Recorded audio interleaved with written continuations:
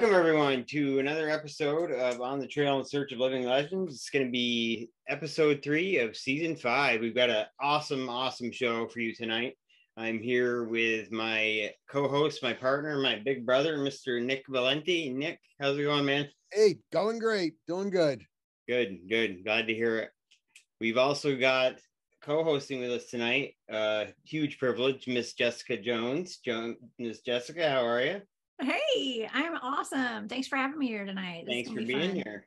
Glad to. It seems like we've all seen each other many times in the last week or two, couple weeks, month.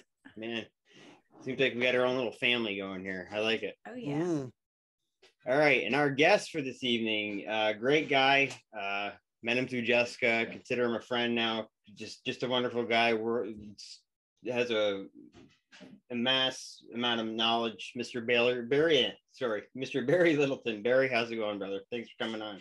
Pretty good. How you doing, Nick? Thank you for having Jeremiah. Thank you for having me on. I really appreciate it. It's a pleasure to be here.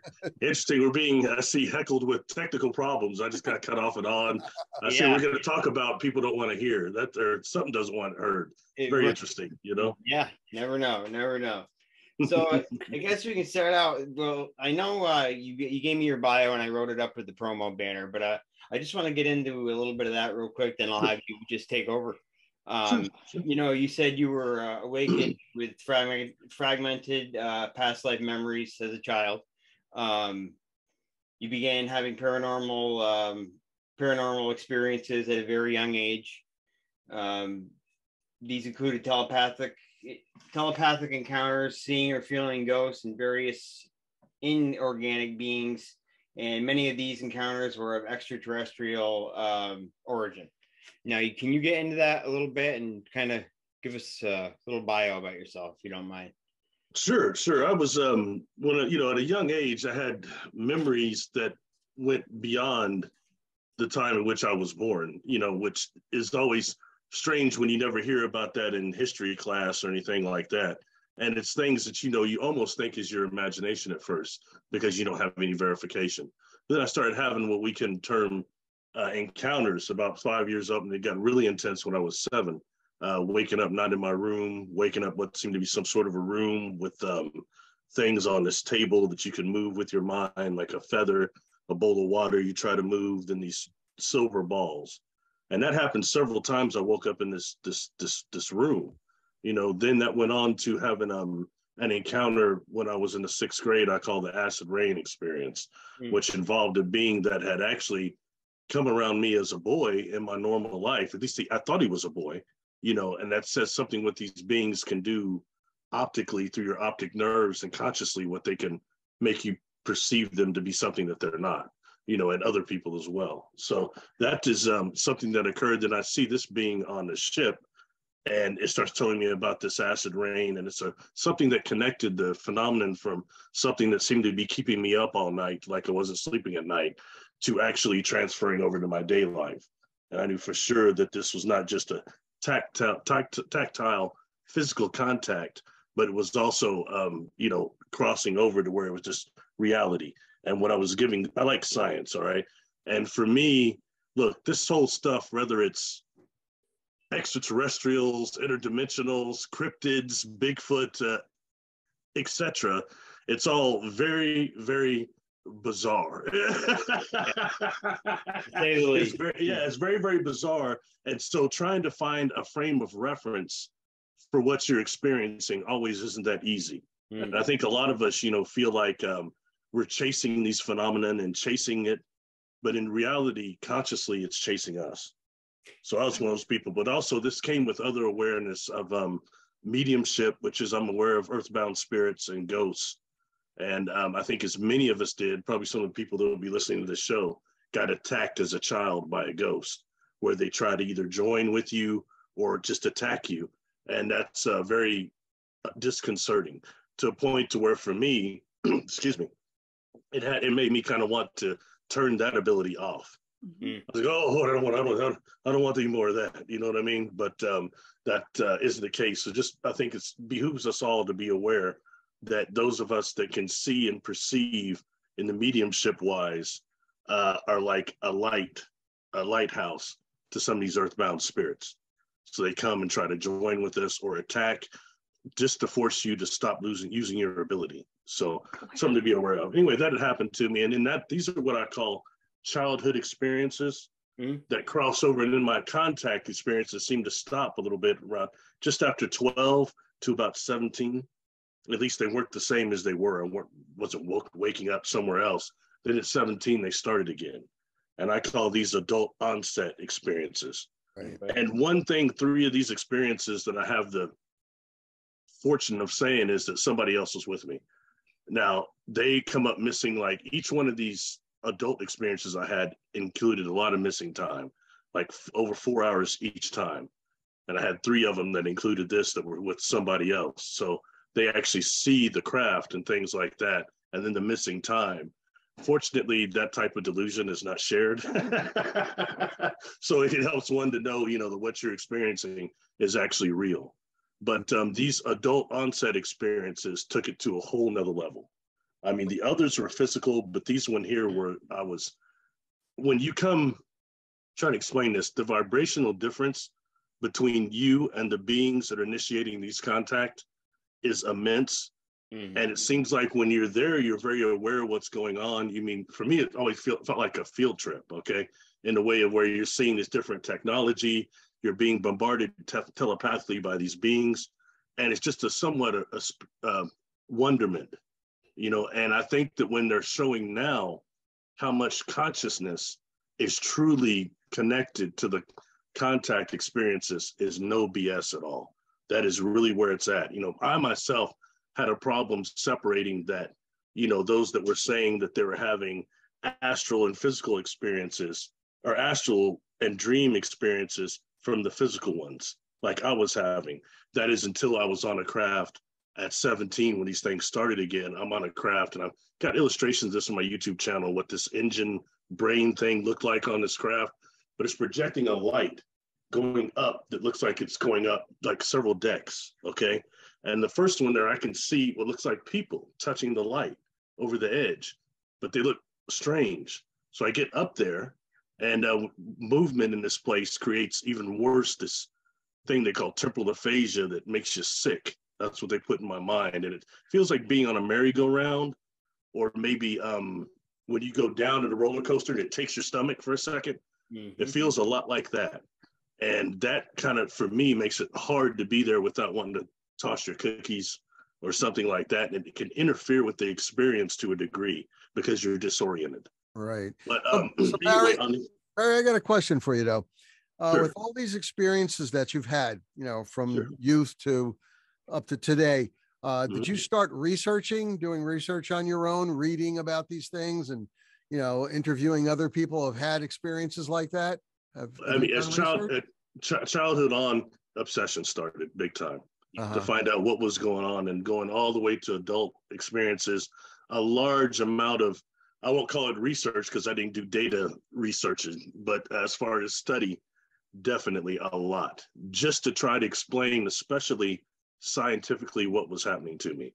And in that way, I've seen a lot of things like technology I've seen, and some of it I've been talking about now since I came forward in 2014, and now they're starting to appear scientifically. Things like I kept saying that these ships I was on board were some type of a mushroom mycelium component to them, on top of the other things that they were putting in my mind. But I could feel that these ships were organic.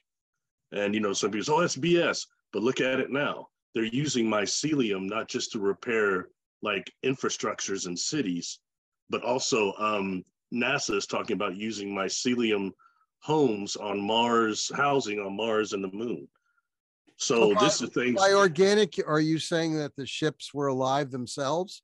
Yes. Instead of being alive, made out of steel or metal or some sort of fiber, the ships themselves were organic. They're alive. And when I'm bored, I inquire, what is this? And what I experienced, I can only speak from my experiences. And so many of us are contactees that I'm not special, okay? Maybe unique, but we're all unique because they're all different experiences. But what I was putting in my mind as far as what the ship was actually composed of is one thing is metamaterials from planets that are devoid of atmospheres and Van Allen belts. They're getting bombarded by different types of solar radiation that are those metals that we're unaware of here. Yeah. Okay. Then within a quasi-crystal type of a compound, then you've got this fungal compound along with the DNA of some of the crew. These four things are put together, and then these are grown in space over what we call it a black hole, really call them MACOs, magnetic eternally collapsing objects, a wormhole. They're grown over that. And that's why some of these ships have an engine that is temporally displaced, you know, and why it makes you sick to be near it.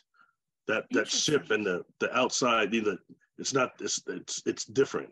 You know, this dizziness that comes with being around this and being exposed to this, something that's really temporally out of sync with us. You know, what is that truly like?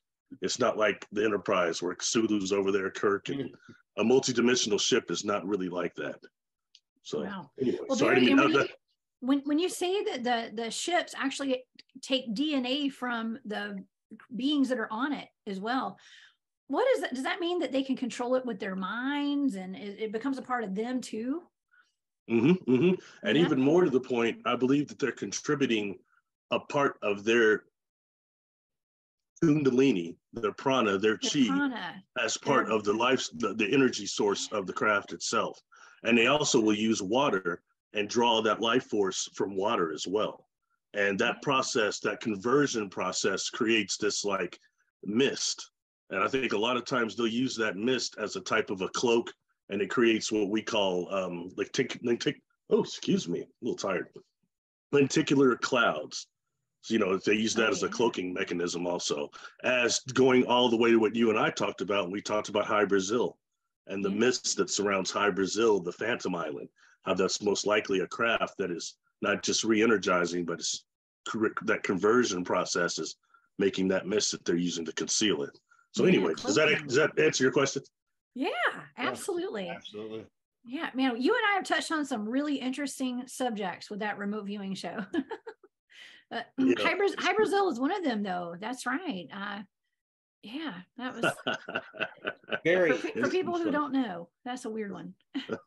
Yeah, it definitely is. How old were you when you first about the age you first started making contact with these beings? How remember your age, your exact age?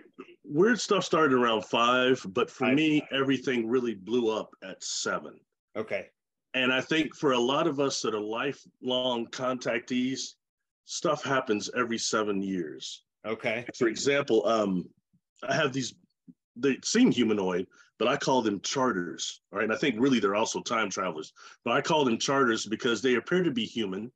But the thing about them is they have this energy. If you feel energy, is that pushes you, not like somebody with ADHD, but like somebody that is just more advanced than us.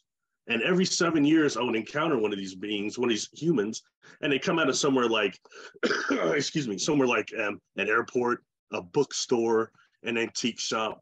And I think about the times that we have somebody that comes up to us and says something just profound. And you have a couple-minute conversation with them and they walk away and go back in the crowd. You're like, whoa, you know what I mean? It promotes you forward. And there's nothing that I could say that I can't look at one of these people and say, are you from Andromeda? Are you from Mars? I mean, it's not that type of a deal. They still, but I think human is much more than just biology in terms of, I think they feel like, honestly, if we don't destroy ourselves, what will we be like in about another 2,000 years as a species? They feel like that. Does that make sense? Sure. And, you know, since coming forward and talking about these quote unquote charters, I've had so many experiencers and contactees contact me and say, something like that happened to me. I met a person at an airport or a bookstore. They came forward and they just said this stuff. And I think it's maybe I'm not a religious man, but maybe it's the Christian Bible that says people have often entertained angels and been unaware of it. So I think that goes with not just the angelic forms that can take human form and walk amongst us, but also the extraterrestrial, interdimensionals. And unfortunately, it's not all clone copy bodies, I don't think. It's a different thing going on. It's not all dark. Harry, I deal mainly with the cryptid community, but lately, of past few years, we've been talking about how Sasquatch is there 1 second and gone the next. Dogman is there 1 minute and here's gone the next. You have any experience with things like interdimensional, like the use of portals to transport, beings from some other dimension? Yes. I had a little Sasquatch encounter at that ranch in Washington. Some weird stuff happened to me out there concerning cryptids as far as Sasquatch. As much weird stuff has happened to me, I wasn't sure they existed, them, until after that experience out there. Got it. Anyway, yes, actually, I've seen a craft, okay, that was two things that would concern portals. One would be, I've been on board a craft that had a room that was a bigger room, but it had what looked like these portals open and closing, all right? And there's probably 12 or more around me. And this is a room, there's a black beam in the middle, but this room makes you very sick to be in there, like you're very dizzy. But I have this light being thing, pink thing, jump in front of me on the floor that starts unfolding like a sunflower, which is a state flower for my state, and then it jumps into one of these wormholes and it comes out of another one. And we're talking about a second I'm talking about, all right? Yeah. And I'm getting in my mind that we're like fish out of water in near density. And, I had done things when I was younger that they call the gate of power, which is a technique you use to run in a dark field to eject this light kind of from your solar plexus so you don't trip. But really what that is designed to do is stop your internal dialogue so we don't talk to ourselves. And once you stop your internal dialogue, you become almost multidimensional. And I would see these blue streaks, they look like fireflies. You're doing this in the middle of January. It's cold as heck outside. It's not fireflies, but they were so quick and then they go out. And never at any point did I think that this might be crew members, even command officers from one of these craft. I might see something out there flashing, but you wouldn't think of it that way, that these blue flashes might be that. And I'll take that and correlate that with these glass egg things I'd seen on some of these craft. They look like these eggs that are in almost every room. And inside of this room behind this glass are these lights, different lights, like some look like plasma, some look like different light configurations. And I thought they were power sources. But I found out later, no, these are crew members, non-corporeal ones. Wow. And they're staying in those glass bubbles because that is a path of coherency to their universe, to their galaxy. See what I'm saying? Okay, back to the portal. Sorry, I'm getting too excited and I start going. But this craft had these wormholes in there, all right? So what we're dealing with there is a craft, and I had to accept this when dealing with a couple of astrophysicists, one, Dr. Rudy Shields, that took especially interest in this room, and that this was a craft that actually can choose its path of most coherency to a different universe. And to take this and finish this up, to answer your question, Nick, I saw a craft, my first adult onset experience. After this thing is done, this craft zoops behind us. Then suddenly we're out of the car looking at it. It's very odd, the time, and I'm seeing this thing that looks like what we could call, quote unquote, like a Pleiadian type of ship or something saucer configuration like that. And it sees what looks like static around it and it starts morphing. And it changes into this, what J.J. Hurtak in the Keys of Enoch calls a tri-pyramidal Merkaba, which is like this ball with the stalagmites on it, and it's illuminated from the inside.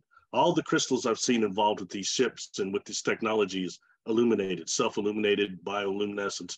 It's glowing and it's got a rod connecting it, ball another one. So that way it looks similar to a molecule. Mm-hmm. It's beautiful though, and it's moving like in a strange orbit before it just goes out.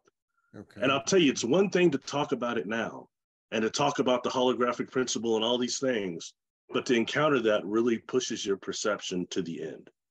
All right. And what I can tell you is what the ship was doing was it was having a pattern of unfoldment. And I've got videos on my YouTube channel. It's called The Organic UFO, the Tri-Pyramidal Merkaba. I've got illustrations done for me by Kasara to show what this craft looked like in both forms and when it morphed. But anyway, it was doing a pattern of unfoldment to match the destiny of its destination. So, which, you know, when we start dealing with really universal intelligences from different universes, our universe is built, you know, mostly on the spin and the spear. As you can see that from the atom all the way up to the galaxies, a lot is spherical here.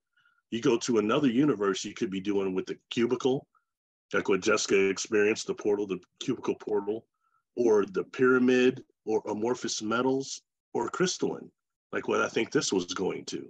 So it took me a long time to accept in that way the sentience, the sentient of the craft I was on board, much greater than I thought. And we start dealing with space organisms, you know, grown in the way which I just said. Some of them may be thousands of years old. We don't know. Sure. And I wonder why I'd be on some of these craft walking around not being escorted. One is I'm so sick, I'm not much of a threat. But two, but two would be, you know, the craft itself has access, I believe, to not just our race memory, but our soul life memories. A lot of us have lived incarnations in other star systems, you know, and I think this craft does that, has access to that, a lot of these, and we don't know fully what we're dealing with. And before I shut up, because I know I'm going way left, when looking at the kind of space organisms I'm talking about, when I'm watching our science now, I'm paying close attention to what they call the xenobots. The xenobots that were made from the stem cells of, like, I think it's green tree frogs. Okay.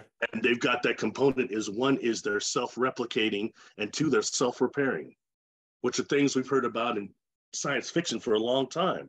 That corny movie 2000 was not corny, it's just a little boring. 2001 Space Odyssey. Right. Remember the monolith, like one came to the moon, one came to Earth. The monkeys roll, jump around, oh, and then they like evolved. But technically it was waiting for us to evolve to a type 1 civilization. Right. And when I see things like these xenobots they're doing now for surgery and stuff like that, what when we go to the next step and start making these spacefaring organisms and growing them for different, you know, I think it's fascinating. And where will we be with that in a couple hundred years? I'll shut up now. Hopefully, Nick, that answered your questions about the wormholes, Nick. Barry, concerning. I wanted to go back a little bit and talk about that cube portal that you had mentioned that my team has experienced, because that actually has a lot to do with Nick's question about Bigfoot and portals, or any kind of cryptids and portals and things like that. For a lot of people watching, you may or may not know, I'm part of several different Bigfoot field research teams. And one of those teams is called Anomalous Studies and Observation Group. The head of my team is Trey Hudson. He's written a book called The Meadow Project, and explorations into the South Skinwalker Ranch. And he illustrates in that book an incident that my team had where a cube shaped, it just, we didn't know what it was. It came out of the blue. Something that looked like a cube showed up in the thermal imaging cameras in the FLIR. And so we sent 2 team members over to check it out. Their heat signatures disappeared. The environment changed. They both lived to tell about it. And Trey wrote a book on it. And that's somewhere where we continue to do research to this day. And so Barry, when I met you last year at Camp Disclosure, you know, I sat in your presentation and I was floored. Yeah, I was actually floored at the information that you were presenting, because as far as the portal goes, my team was still having trouble trying to figure out what this thing was. And I saw one of your illustrations from one of the craft that you had experienced, and it had a black cube that looked very similar to the one that we saw in the field, that we have documented. Actually, it hasn't been released to the public yet, but we have it documented. And so it made sense. And with you and I, we've become good friends now. You're, like I always say, you're my sidekick here. What a blessing. Thank you. Yeah. That's really cool. Yeah. But we've been able to put our ideas together as to what this portal is, because we called it a portal. And then with me seeing your presentation, us putting our ideas together, we're kind of able to kind of figure out what some of this stuff is that we're experiencing out there. So I really appreciate your input with all of this. Hey, thank you. But yeah, you did explain that it's a cube, and maybe it's from a different universe, you know, like they're not all spherical. Some of them are cubed, you know. Well, you know, I saw them like in several different rooms on a couple of different craft. And the first time I saw one, it's in what I call this, it seemed like a cargo bay to me. And might I say that all these rooms are too big for the craft I saw in the sky. You know what I mean? But this cube it had these things, got these carbon tubes maybe coming out of it, but it's on a, like, I swear, like, I think it would be like a 90-degree angle on the wall. And when I'm looking at it, I mean, it starts making me sick. You know what I'm saying? And I think when dealing with these cubes, what we have, because what I kept wondering, I've seen a couple, and the big one I saw at the top of this craft, or the top of the inside of it, this huge black cube. I'm starting wondering an answer before I can ask the question. And they're telling me basically it's like a type of inertial dampener, that the life energy is sent out around the skin of the ship, and then it helps deal with gravity modification and maybe some of these plasma and the holes they're going through. But when dealing with that, I think we're looking at maybe what does it take to transport material and energy from one universe to another, from one dimension to another. And I think the cube may be one of those ways mathematically, just like they say it can also store consciousness inside of a cube. And I've heard people having not the positive encounters I've had saying they've been these cubes are used sometimes for soul transfer for lower vibrational entities or civilizations. But I think that might be what we're dealing with, is one of the shapes that can transport life energy, perhaps even, for a better word, God energy, from one universe to another. We have to think about this. What would it be like to transport materials or anything like that? It really, I'm not saying it's the definite answer, but it's definitely food for thought. Yeah. What I was trying to get at, Barry, was on Earth itself, not in a ship of any sort, but have you had any experiences with portals on the Earth? No, not really. Not well. I guess if you want to say that, I think the problem is that a lot of these portals can be microscopic. Okay, well, actually, yes. When I was at the Ascetti Ranch, I saw something that I thought, well, that goes more into the holographic principle. Put it to you like this: something that appears to be a mountain range that is probably anything but. During the experience, actually, and somebody else is standing here with me, I'm seeing this craft, and it goes over to this, it's called the Sleeping Lady mountain range, and it goes down, okay, disappears, and then it re-illuminates.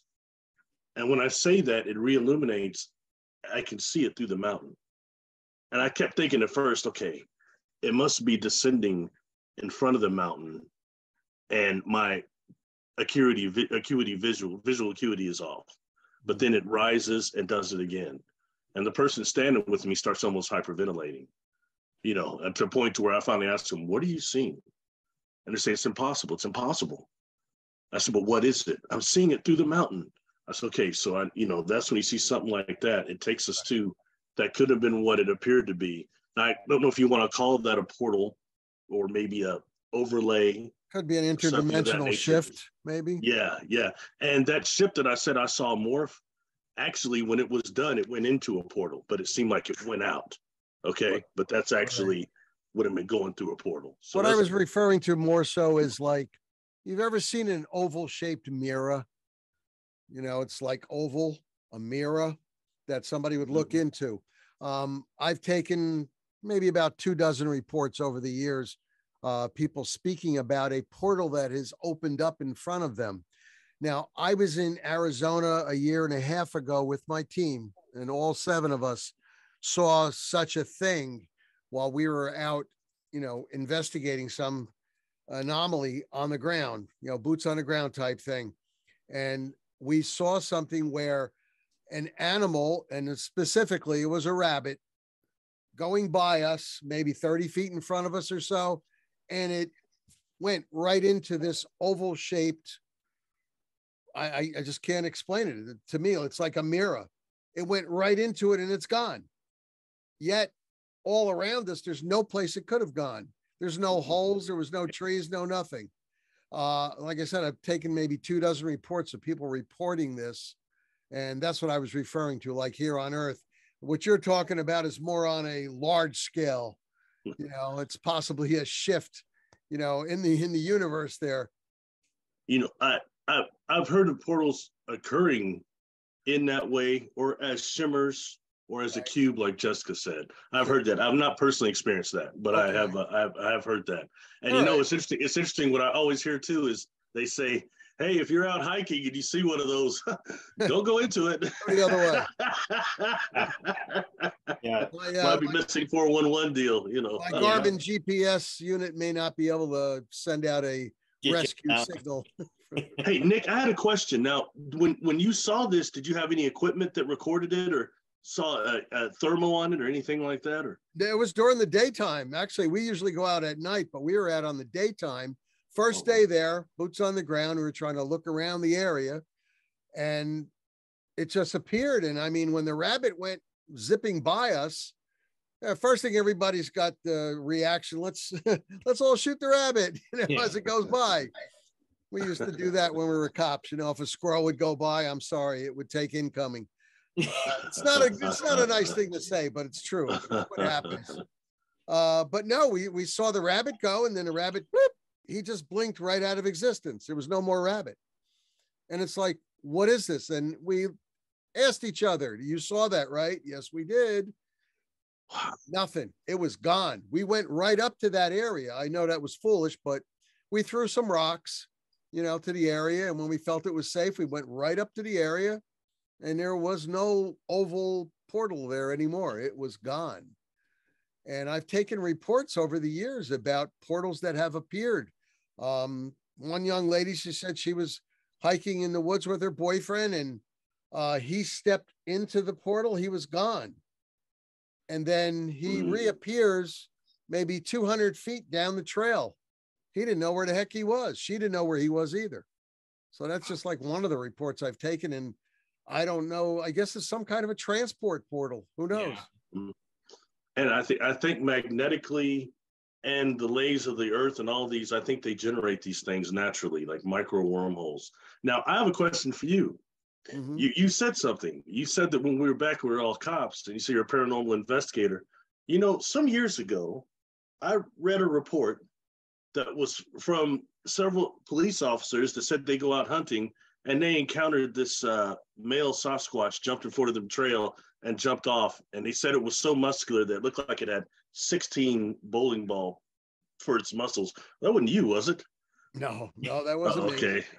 We're talking New Jersey. I don't know what state you're talking about, but I don't hunt. I do field investigations out in the wooded areas, the wilderness, forest, whatever you want to call it, and deep in. We go deep into it, and we only carry firearms for our safety in order to get back home. I personally have never hunted because I don't feel the need to do that. It's not something I like to do, but if you're attacked, you're going to defend yourself. Right. And we carry many things with us to defend ourselves with. Yeah. They were saying like when they saw it, it turned them kind of into paranormal investigators because they didn't believe in Sasquatch and they saw it. Just was a cool story. I just didn't know. Yeah. I've spoken to many a police officer from different states. A lot of them contact me because they know of my background, and they're like, we can't tell the chief what I saw because I'll never get promoted. It's one of those type of things, yet they'll tell me about it and what state they're from, but not the town, and not their names, true names and everything. They don't want that. And I'm going to keep their confidence because I do want the reports. Yeah. Well, Nick, how common is it amongst law enforcement to see this? How many reports have you got? How common? It's more common than you might even think. When I was talking to Jay before, we were discussing your background, and I was trying to think about some things to talk to you about and what things not to, because if you don't have an expertise in the area, I don't want to burden you with questions. But if you have any expertise in cryptids and in the California area, I just got a report because I have inside the government and inside the military still a lot of people I know who are going to be retiring soon, but they give me information. And what I'm trying to get at specifically is a colonel friend of mine in the state of California has put out an order to his soldiers that if you happen to see a Bigfoot, you stop, you back away from it. You don't turn your back on it, but you back away and you get out of the area. You do not engage. I was just wondering if you've heard anything about that or had any experiences on it. As far as what do you mean, military, or sorry, I'm a little off on the question. What's going on in California right now? Oh, I haven't heard that. The stuff I had heard were these pretty incredible encounters of people who were growing these big old patches of weed out there, and they have these traps set up, and sometimes the Sasquatch get caught in the traps, or they're seen out there raiding these fields quite a bit. Right. I've heard that several times, but something that I did hear concerning, I believe it's the redwood forest in California, is that some of the biggest ones of all, some Sasquatch are known that certain trees they go up and that they live in the brush on the top up there. Yep. I've been hearing that a few times, and at certain trees, they go up, that they use these because the bark on them is like kind of stripped. I never heard that until recently, and it was only coming from the California area. So that's all. Outside of that, I can't probably. Well, we tell people all the time to look up.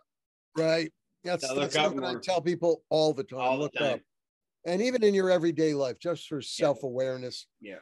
But you're correct when you're speaking about the red forest, and the trees there are so old. Some of them are 5, 6, 7 feet around, and they'll bear the weight of 1,000-pound Sasquatch climbing up. And yes, I've had reports from rangers, actually federal forest rangers, that they've looked up and they've seen families of them in the branches. In the canopy, like?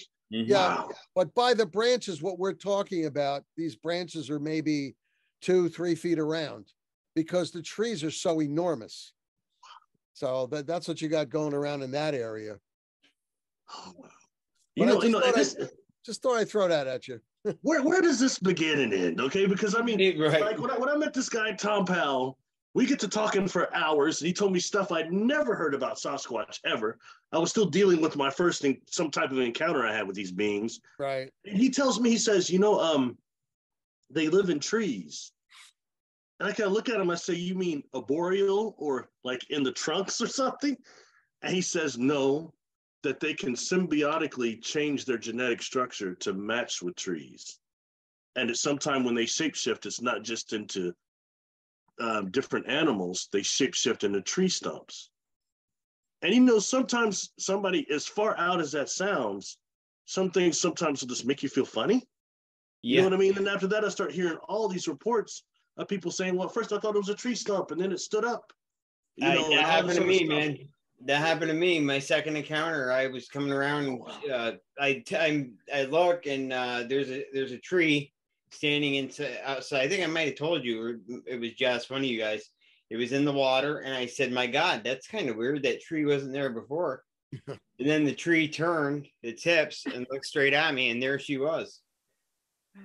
And you're pretty sure it was a tree at first, right, Jeremiah? I was positive it was a tree until she turned her hips and looked directly at me and saw the barrel of my gun on my shoulder and pretty much looked straight in my eyes. And, I knew what she was trying to say to me. You going to skin that smoke wagon or just stand there? Even if I tried to get, and I'm no kill, unless I'm defending myself. Right. But she was so close. If I'd have pulled that off if I would have tried to pull it off my shoulder, she'd have gotten to me first, no doubt. But yeah, that's people. You hear that all the time. People thinking they're trees. They blend in and change, or like you said, could change their, genetic structure or whatever to. When I hear the studies of the quote unquote, not just hairs, but the genetic studies that they've done, the blood studies, they say that the patriarchy DNA shows human, but that the mother Patreon is human, but the patriarchy, the father DNA is like unknown to a degree. And I start listening to what a lot of Native Americans say, and also about the Yowie in Australia, is that it's star beings are the father DNA. It's star beings. And that's where it makes me wonder, could it be some type of a star being who's got genetics that have chlorophyll in it? And something like, what is that silly thing on the Vin Diesel, Groot, a Groot type of thing, you know? What's that galaxy, that movie? But I mean, seriously, you know, it makes you kind of wonder, is that what we're dealing with here? And all these different genetic experiments, like Jessica and I've talked about on this planet, that go not just at current governments doing it, but this stuff is going back. This is dark stuff going back hundreds, thousands of years, you know, so it's great food for thought. The more I seem to learn about Sasquatch, the more questions I got. It's like endless. Yeah. Yeah, it's the same when you're doing field research. The more you learn, the less you know. Exactly. You know, we're just left with more questions. Exactly. Everyone need an answer. Tony Moore pop up. Yeah. Well, switching gears here, I want to go over to Skinwalker Ranch. You're familiar with that, Barry? Yes. Okay. A lot of time, well, not a lot of times, a lot of the people that have visited Skinwalker Ranch have gone home to their homes, you know, off the ranch, and brought with them hitchhikers, spirits. You have any info on that? Well, you know, I think that the thing is, when you're around some type of a portal like that, and it sounds like that entire property is a portal and maybe also a testing zone and some other stuff, it wouldn't take much to bring something back with you. You know, even as similar as taking that and maybe cross-referencing it was a conversation I had about a year ago. I just did a video over this. And it's with, I had heard from a couple of people that worked on MRI machines that they encountered entities around these machines. And I have this lady that's, she's an X-ray operator. And she said she used to do MRI. And she's looking at me first, how do you know about that? And she said, well, first is that the entities around the X-ray machines and the MRI are different. The X-rays seem like they're just flinting ones, but the ones around the MRI machine were following us home and giving us nightmares and in our house. See, so I think that's similar to what you're talking about there. And the amount of inorganic being that you have that's able to be a hitchhiker and travel. And I also know earthbound spirits do it also. Sure. They'll jump on us like a hitchhiker or join with us inside the energy field so much that a medium can't perceive them on the outside anymore. The majority of the people reported, you know, from Skinwalker Ranch that they had smoke-like beings around their family members, around themselves. And I'm talking about 99% of them that have reported this. So anybody that's actually went there, I mean, that scientist fellow that you see on the show, Skinwalker Ranch, he's had it happen to him. He's admitted to that also. It's funny though, on Skinwalker Ranch, they don't have any of that going on in their houses, you know, because they do have an on-site house over there where the people live. But it's funny. There's nickel under the ground in Skinwalker Ranch, which accounts to me anyway for a lot, you know, it's magnetic. Yeah. A lot of magnetism, and that can affect human beings adversely, but they have cryptids there. They have aliens there. They have ghosts there, all paranormal. I mean, you name it, they have it. Yeah. If there's something going on around in that one whole area, and there's a ranch next to it. What is that called? The Green Frog Ranch. They have it also over there, but not to the extent that Skinwalker Ranch has. And there's the other one, Stardust. Yeah. You know, there's also a body of water very close to Skinwalker Ranch, isn't there? Oh yeah. You know, I can't help but bring something up here. All right. And look, this is far out, but why not? This is our friend Matt Delph had talked about this bottling of vampires. And it was odd because I'd not heard this before, okay? And when I look into it more, I start finding out these legends that what would be done is that for the vampire, it was always a mystery of how they got from the grave to the outside and back. And supposedly they turn into mist and do it, into the smoke mist. And what these trappers were doing was putting blood in these bottles, a little bit of blood, and that's like an invitation, and they automatically are attracted and go into the bottle, and they bottle them up and throw it in the fire. I mean, just interesting. I mean, I'm not saying this is exactly that, but when you keep saying that we said everyone has seen the smoke following them out of there, that's almost going into the vampire type of legend. So automatically is telling you whatever it is, it's not pleasurable entities that are following people out of there. Oh no, not at all. Right. Well, I actually have a personal encounter that has to do with mist or a fog. When my team was up in the North Georgia mountains doing some field research, one of my teammates and I, he's special forces military guy, retired, but we had a few people with us that were not part of our team, but we were kind of assigned to watch after them that weekend, that night. And we were walking down a trail. We were starting to come back down to where base camp was. And a fog appeared kind of out of nowhere. And we'd already been seeing orbs and things like that night. But it was a thick fog, and it seemed to have a consciousness to it. And it was so alarming to both he and I. We took precautions to keep it quiet and not really alert the people that were with us, but we got us out of there as fast as we could. Yeah. And he stayed kind of behind us to make sure everything was okay in the back. But this thing was following us, and it was very ominous, and it was actually kind of scary. I mean, he and I both we're pretty hardened to all of this high strangeness, but that was one of the scarier nights I can remember having out in the field. Right.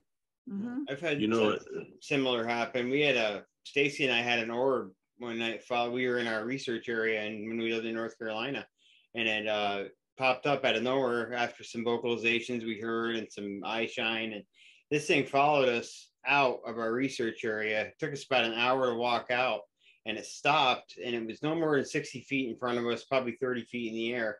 And my wife has some abilities herself, and she was communicating with us. And every time she would talk to it, and it seems like it was answering her, it would grow and get bigger and bigger, and then shrink again.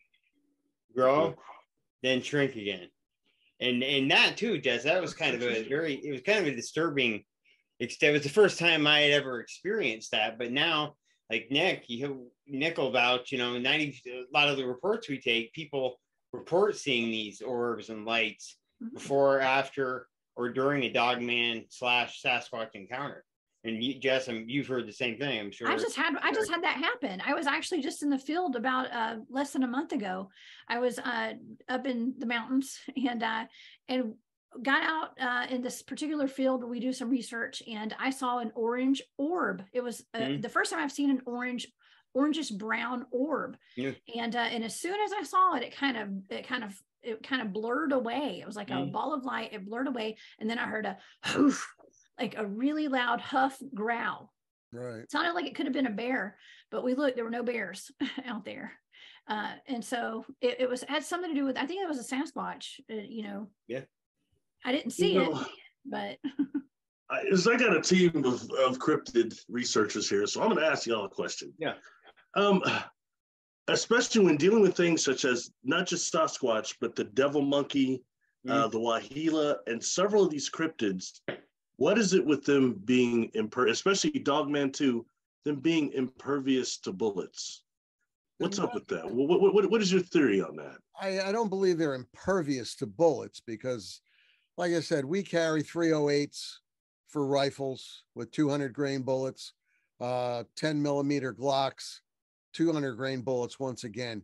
And the reason I state that specifically is because if it'll take down a grizzly, it should take down a 7.5 foot Dogman or an 8 foot Sasquatch if you hit him in the right place. Now, remember, we're talking about cryptids that are 7, 8, 9 feet plus tall. Their bone density is going to be 3, 4, maybe 5 inches around, depending on how large they are. Yeah. You hit something like that in the chest with a 223, which is your normal AR-15 round, and you're going to be tickling them. Yeah, it's going to piss them off. Plus people like to carry hollow points.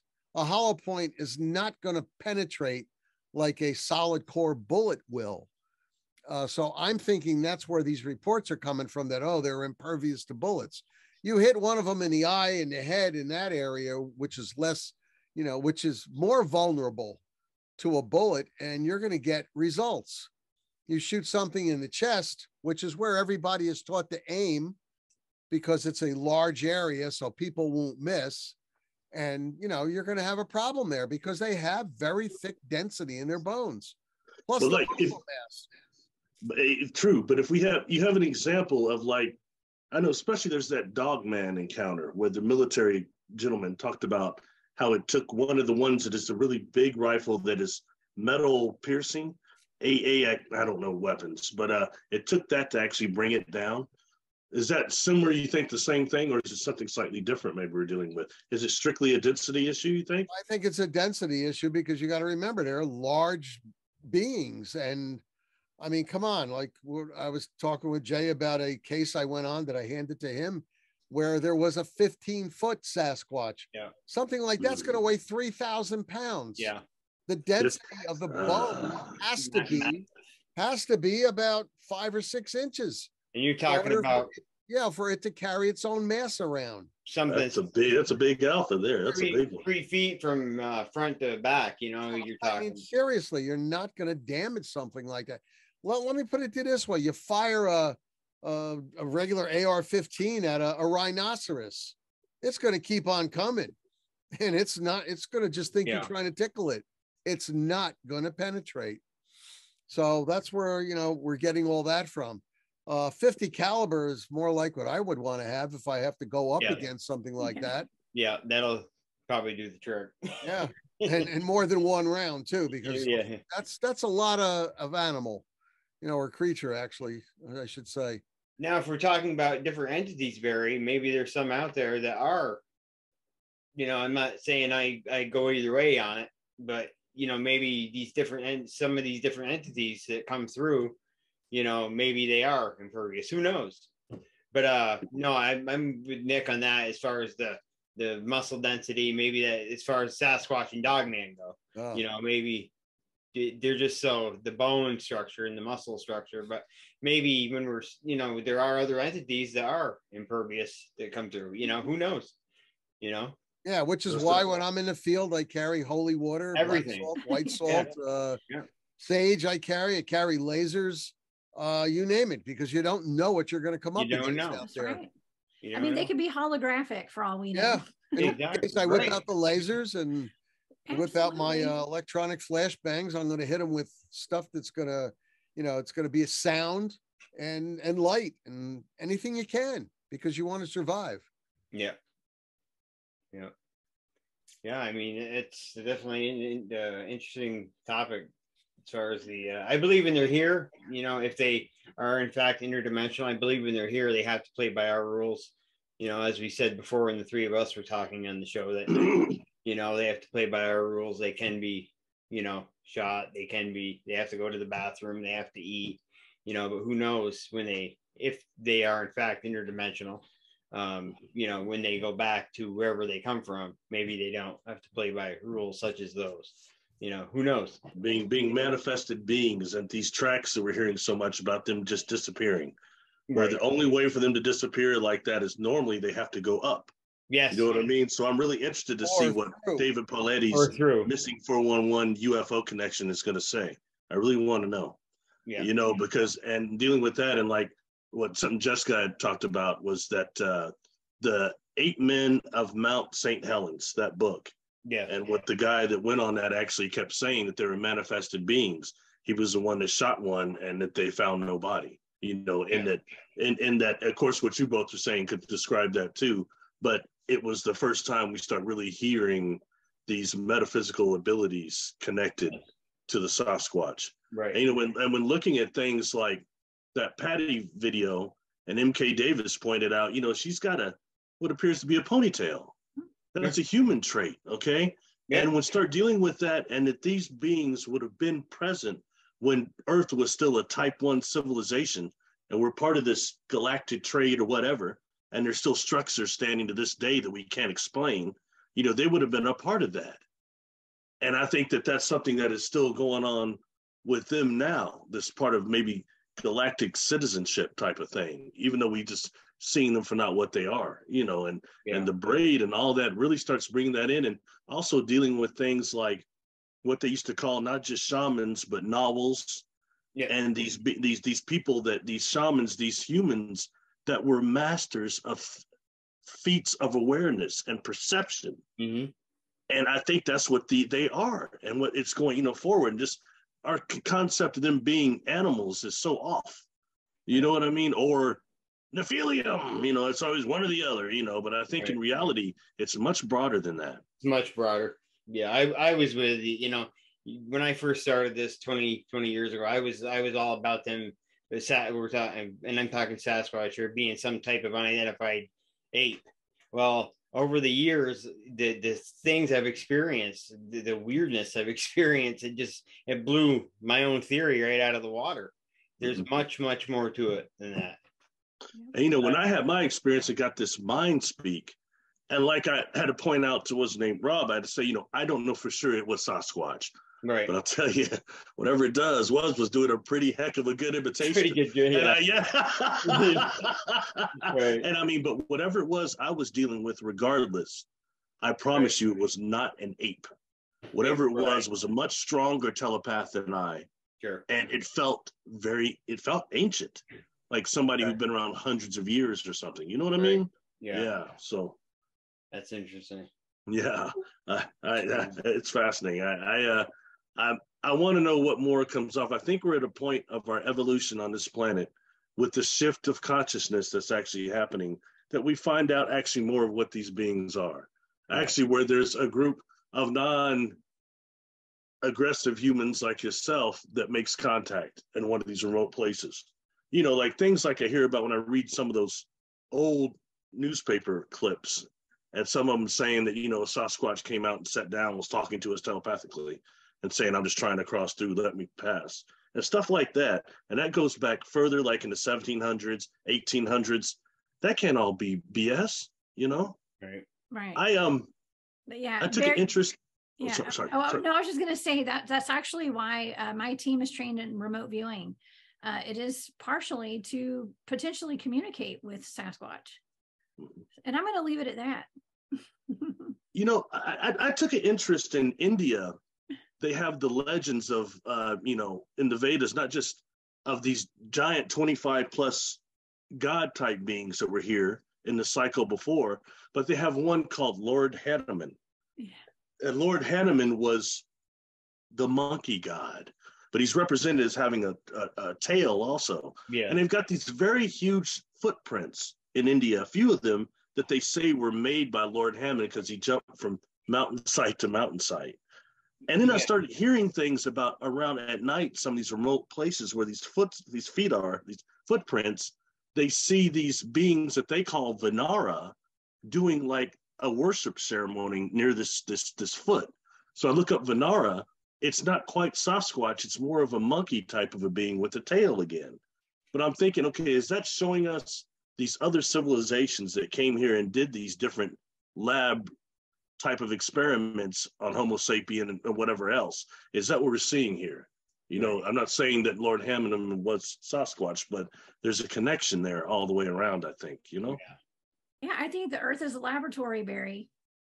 And I know you've done a video on that. Sadly, yeah. And everything that all the shows we've done together, Jessica, have shown nothing but that, and these miserable underground installations still going on today. Right. And there's so much darkness involved in all that. And it's really frightening, and it's a shame that that's what rules this sphere, is that dark thing. SSP, all that stuff, negative stuff, children being abused, creatures being abused. What was the one you did, Jessica, that showed that the being, although it was somewhat scary, was in torment? Which one was it? It might have been the one with Jeremiah with the inhumanoid horse. Yeah. Okay, yeah. That was a traumatizing show, didn't you think? Absolutely. What she saw, and that had been traumatizing for that thing. Scary as it may have been, it was still traumatizing, I'd imagine, for Yeah. Very very weird circumstances behind that case. Very incredible. We live in a weird world. Absolutely. I wouldn't have it any other way. Right.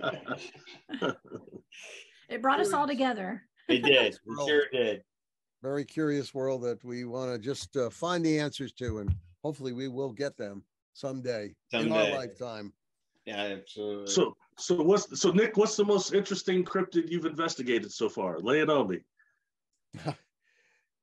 Well, he's no longer a cryptid, the Jersey Devil, which I believe I found out what it was. It's a horse bat, because I actually saw a 3.5-foot body in a gentleman's freezer, and he tried to sell it, not to us because we couldn't afford his price, but he thought he had a real Jersey Devil. And it was a horse? It was a horse bat. If you look it up on the internet, you'll see a large size one. There's a guy scruffing it. There's a picture of it on the internet. I'm going to have to grab that one and put it in a folder file so I could show people more often. But they grow up to be about 3.5 feet tall, some of them, and some of them are only 12 inches tall, you know, but it looks just like what the Jersey Devil is described as. Now, I've been into the New Jersey Pine Barrens for over 6 years with my team, you know, searching and searching. And one day this fellow actually found us, and he invited us to take a look at it, only because he wanted information about how to sell it to a traveling circus, which they don't have anymore. Not in New Jersey anyway. We used to have traveling circuses here, but not anymore. Like a carnival. And I guarantee you the Smithsonian Institute would probably pay him 25 cents for it, because you know they can get all they want in the areas where you see horse bats that are more common. But you've got a lot of crazy things in the New Jersey Pine Barrens. A lot of weird looking insects. They found a snake there with 3 heads. One snake, 3 heads. This was last year. It was in the newspapers. It was published all over. I gather it's still alive because they're having people go down paying money to look at it. So, I mean, it used to be a dump for chemical dump back in the 40s and early 50s. It used to be a dump for gangsters to give people concrete shoes and it's interesting. I've heard about the Pine Barrens for years, and it started off with that there was a bunch of bodies dumped out there, but then I heard about chemical being dropped there too, and even such things as transient people having mutations and things like that from the chemicals. So why not animals out there and birds having mutations because of the chemicals? I mean, they've stopped it, but still it's in the fauna out there. It's in the grass, it's in the water. I mean, you can't get rid of it totally. It's always going to be there. I mean, I've seen some strange insects out there that are, I mean, you know what that's interesting. I'll give you, for instance, what oh God, that big spider. I keep talking and my brain's going. The one you posted? Yeah, no, not the one I posted. Oh, the one that bit me this summer, the wolf spider? Yeah, the wolf spider. Oh, good Lord. There's a specific type of wolf spider I'm trying to think of, but it's about the size of my hand. Oh wow. Okay. Wow. The wolf spider that we saw out there was more like the size of a melon. You're kidding me. No, I'm not kidding, because we saw this thing like, we're going to leave you over there and we're going over here, because this thing was going up and down the tree really fast. And it was getting all excited because we were paying attention to it. Any web or anything? Just a ground? No web, just running up and down the tree.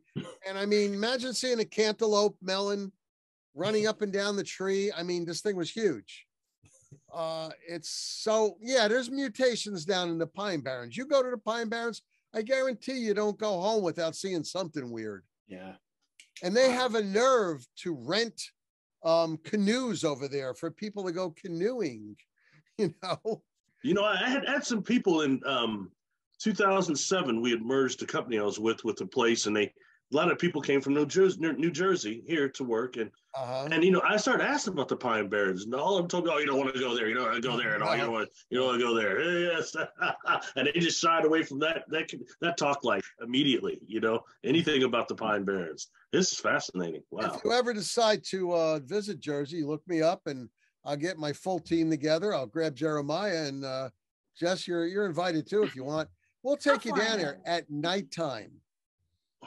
That's when it's more interesting. That'd be fun. That'd be a trip of a lifetime. It is. It would be. I mean, people think Skinwalker Ranch is weird. Pine Barrens are crazy. Hey, wasn't there a pterosaur scene flying around there too? You will hear sounds there that you've never heard in your entire life. I'll tell you. Wow. It's a lot of fun.